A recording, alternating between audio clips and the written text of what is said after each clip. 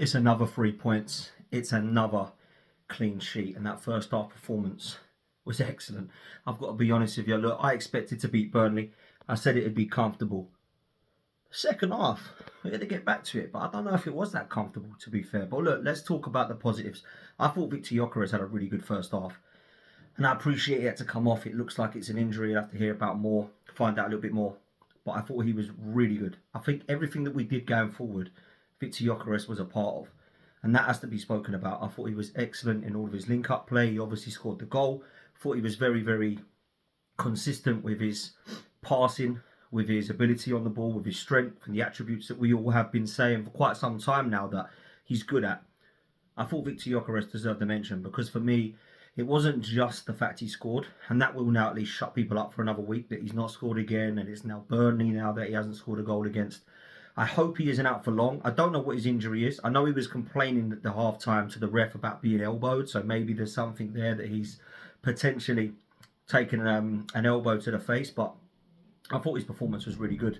And for the second goal, if you look at the second goal that we scored, Victor Gyökeres' ball out wide to Trossard was a great bit of vision. So I think he deserves compliments today. The other player that deserves a compliment is Declan Rice.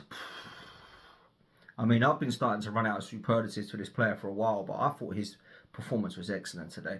For me, that's a proper midfielder. And what I will compliment Declan Rice the most with is he could play in every era.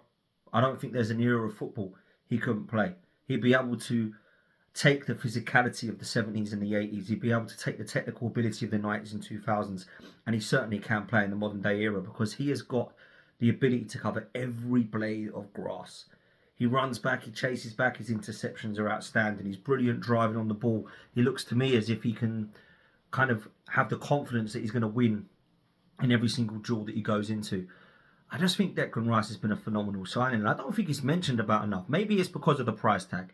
I don't think we mentioned the price tag much, and I think that's probably compliment to Declan Rice, but I look at how good he's been for Arsenal, and I don't know that people have spoken about it enough. I think the level of consistency has been outstanding, and I appreciate there's been times where I'm not too sure he's in that advanced role and it's the right position for him. I don't know that he's been utilised at times the best, and I think Mikel Arteta might need to look at that, but I've got to be honest, I think Declan Rice was outstanding today in everything that he did. For me, he was a man of the match. I thought he was excellent. I thought that everything that we did had to come from him. And I do think right now there's questions as to who's better than him from dead ball situations. Dead ball scenarios, set pieces, corners, free kicks, whipping the balls in.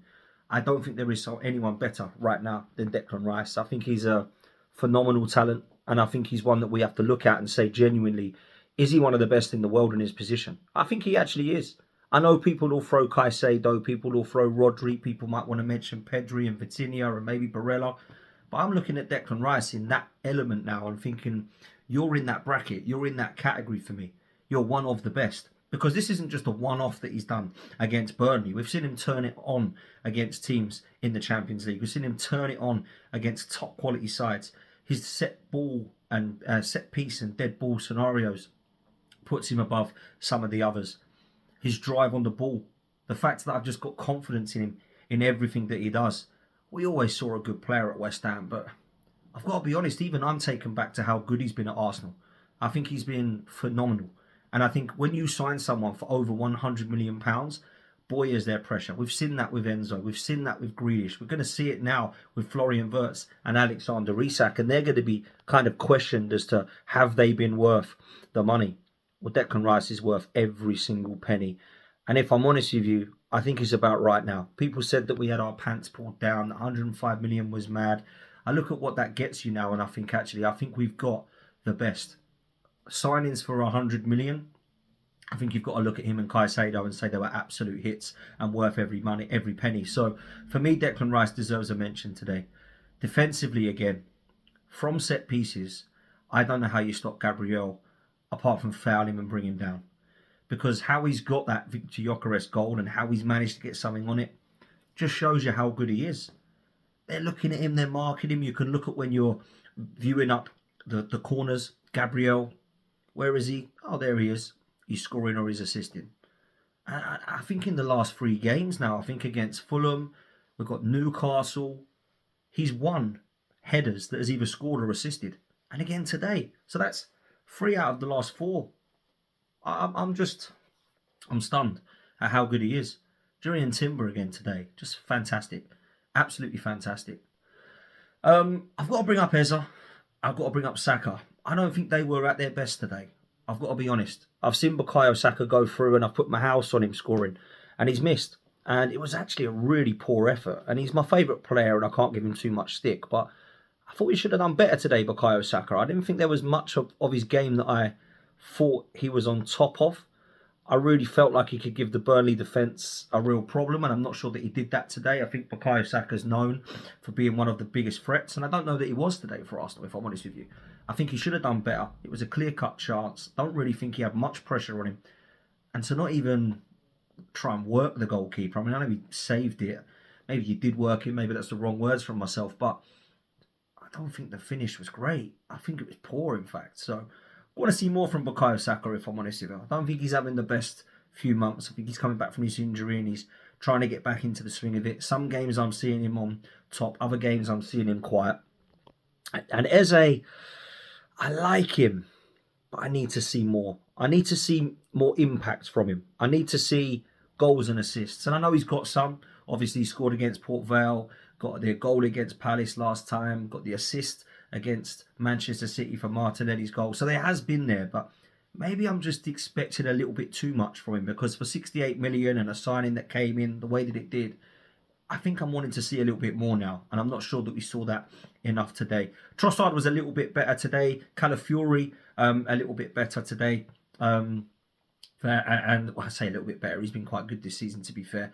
But that left-hand side, I suppose, is what I'm getting at, was a little bit more threatening, I thought. But a comfortable performance. Then we get into the second half. And I thought that was a little bit different. Maybe I was expecting a repeat of the first half, but I didn't feel like we had any control over it in the second half. I didn't think we were bad. I didn't think it was poor.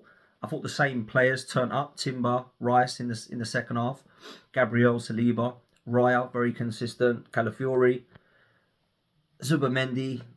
But I've got to be honest, not that Gyökeres come off and we were different or we were worse.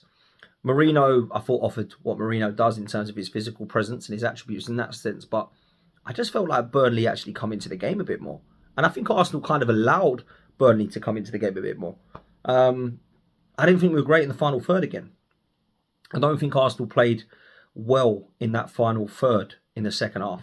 But I will say this, Ethan came on and I actually thought did well. I thought Ethan come on and did well. He had a shot, obviously, that went wide. Brilliant bit of individual skill, technical ability from that point of view. Nkapie come on, and I'm liking him a lot. I think he looks excellent. Lewis Skelly obviously coming on as well. Norgard, if there was a weak link at the moment, I'd say I'm not been too impressed by Norgard. I think he's been a little bit sloppy. He did have a shot in the second half, which worked the goalkeeper. But if I'm honest with you, I've not been massively impressed with that signing so far. But that is me being nitpicky, because everything at the moment is looking good. Now, we go into this weekend now, after winning this game, knowing that we are now 10 points clear of Liverpool and 9 points clear of Man City, who play later tonight and tomorrow. Liverpool have a serious amount of pressure on them anyway, but they've got even more pressure on them now. Manchester City have now got pressure on them. They go to Bournemouth at the Etihad tomorrow. We've got Tottenham and Chelsea that's going to be playing now. There's a lot of teams now that can actually have some pressure on them. And do you know what we do? We sit there and we chill, because we've done our job, people. We have done our job. And I'm really happy about that, because I know it's Burnley. I know everyone had us to win. I appreciate everyone had Arsenal to win 2-3-0, and that's what we've done. We do our job. Another clean sheet. I don't think we've had any shots conceded on target in that game either. So we've now gone through the whole of October and the first weekend of November without having a shot conceded on target. That is incredible. That is absolutely incredible. This defence is good enough to win a title. It's good enough to win trophies. I think we need to look at it right now and say that Arsenal are clear favourites at the moment to lift this Premier League title. And that's what I'm concentrating on. I think we're favourites at the moment for the Carabao Cup. We will be one of the favourites for the FA Cup when that starts. And at the moment, I think we're in the top 4 when it comes to favourites for the Champions League. Arsenal have to win a trophy. And I think this season, what's different, this squad is good enough to do it. Can Arteta get it across the line? I hope so. It's looking good at the moment. Hit like, hit subscribe. We'll see you on the next one, people.